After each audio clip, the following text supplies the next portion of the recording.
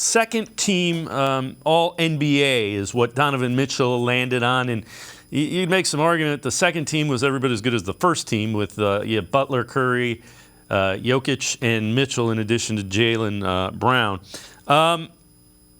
So great thing, Mitchell becomes the first guy since LeBron, first Cav since LeBron to be All-NBA. But how disappointing was the playoff series against the Knicks for you? I just kept watching that going, they're getting beat by like the ninth most talented guy. Mitchell Robinson killed him. Yeah, it was very disappointing. I'll give you the way I explained it on the Kenny and JT show on WHBC. At the beginning of the season, all I wanted from the Cavaliers was for them to make the playoffs, to make that next step, right? They were a play-in team last year. I said, just make the playoffs, get the experience of a playoff series, at least for these young guys, and I'll be happy with it.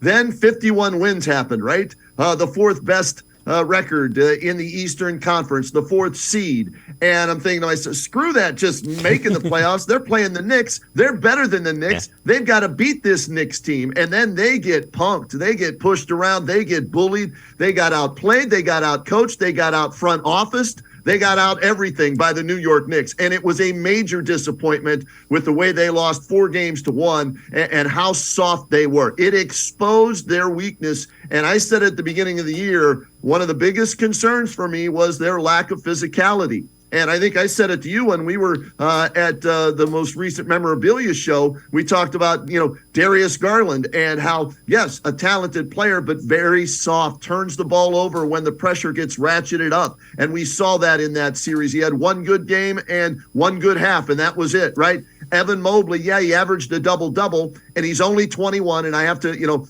realize that. But still, he got pushed around like he was a little rag doll, right? Jared Allen, you don't come out and say, well, the lights were brighter than we thought they were, or whatever his comment was after. You keep that to yourself because we all saw it. You don't have to tell us that, right? Right. So this team, it was a major, major disappointment the way they ended the season against the New York Knicks. And so for me, they need to make some moves after watching these playoffs. Because when you look at the Miami Heat, they don't beat them in the playoffs. You look at the Philadelphia 76ers, they don't beat them. You know the one team I think they would have a good series against because they're a finesse team like the Cavaliers? That's the Boston Celtics. And Boston is down 3-2 against the Sixers when they should have already won that series. So I think the Cavaliers have to get more physical. They need more shooting. They need a wing player. If we learned nothing else, and we already knew this at the beginning of the season, I told Kobe Altman this when they drafted Isaac Okoro. He wasn't the answer at the wing position, right? He's the 7th, 8th, 9th best player on your team. He's a nice role player, but he's not a starting three.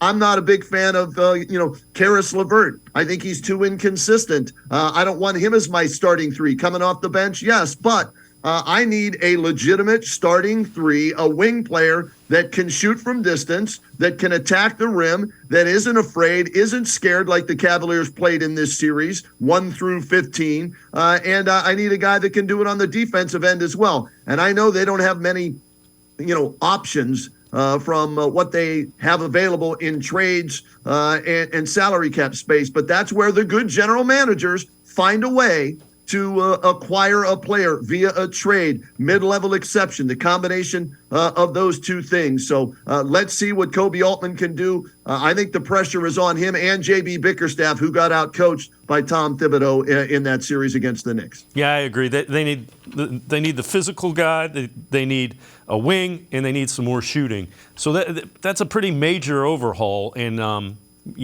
They just need to find. And they don't think they need a major overhaul, right? That's what they told us at the end of the year press conference. And after watching these playoffs, I hope they reassess their judgment of this team because they're not beating the Denver Nuggets, they're not beating the Lakers, the Warriors, the better teams. They're good in the middle of the pack. That's fine. And if that's all you strive to be, then okay, keep it status quo and you'll be the 4th or 5th seed, maybe win a first round series depending on the matchup, and that's it. If your goals are winning a championship, you need to make major moves and not just bring this team back as is.